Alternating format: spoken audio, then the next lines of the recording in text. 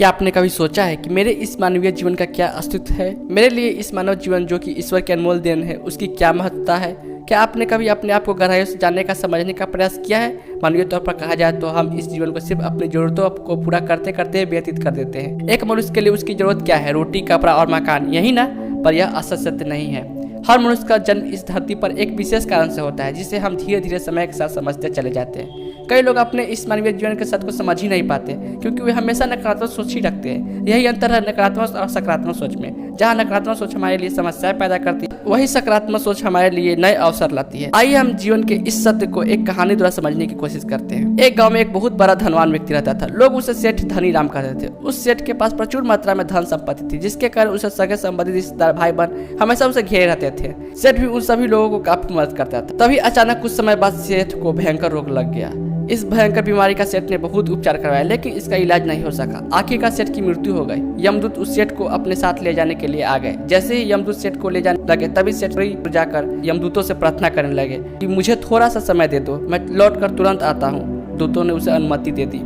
सेठ लौट कर आया, चारों ओर नजरें घुमाई और वापस यमदूतों के पास आकर बोला, शीघ्र चलिए। यमदूत उसे इस प्रकार अपने साथ चलने के लिए तैयार देखकर चकित रह गए और सेठ से इसका कारण पूछा।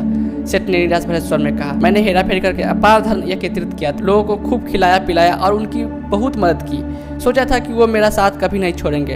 अब जब मैं इस दुनिया को सदा के लिए छोड़कर जा रहा हूँ तो वे सब बदल गए हैं। मेरे लिए दुखी होने के बजाय ये अभी मेरे संपत्ति को बांटने की योजना बनाने में लगे हैं। किसी को मेरे लिए जरा सा भी अफसोस नहीं है। सेठ की बात सुनकर यमदूत बोले, इस संसार में प्राणी अकेला ही आता है और अकेला ही जाता है। इंसान जो भी अच्छा या बुरा कर्म करता है, उसे इसका परिणाम स्वयं भुगतना पड़ता है। हर प्राणी इस सत्य को समझता तो है, पर देर से।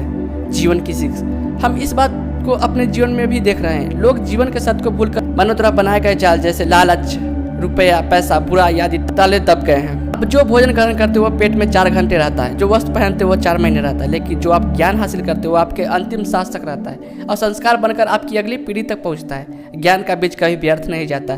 जो है जितना है सफल करते चलो। सफल करने से ही सफलता मिलती है। हर व्यक्ति को सकारात्मक तरीके से देखो, सुनो और समझो। हम जितना ज्यादा पढ़ते, सुनते हैं, समझते हैं, हम अपने कमियों का उतना ही ज्यादा एहसास होता है और इसी कमी को दूर करके हम सफलता की मंजिल की ओर अपने कदम बढ़ाते चले जाते हैं। क्या लेकर आया था जो क्या लेकर जाएगा, कर कुछ ऐसा जाओ कि लोग तुम्हें याद रख जाएंगे। आपको बस यह करना है, कोशिश करो कि गलत काम कभी नहीं करना। किसी चीज़ को लेकर ज़्यादा लालची नहीं होना। लाइफ को एंजॉय करते चलो। मेरे ये कहानी कैसा लगा? अच्छा लगा तो प्लीज़ लाइक करें और ऐसी कहानी सुनने के लिए मेरे चैनल को जरूर सब्सक्राइब करें। धन्यवाद। जय हिंद।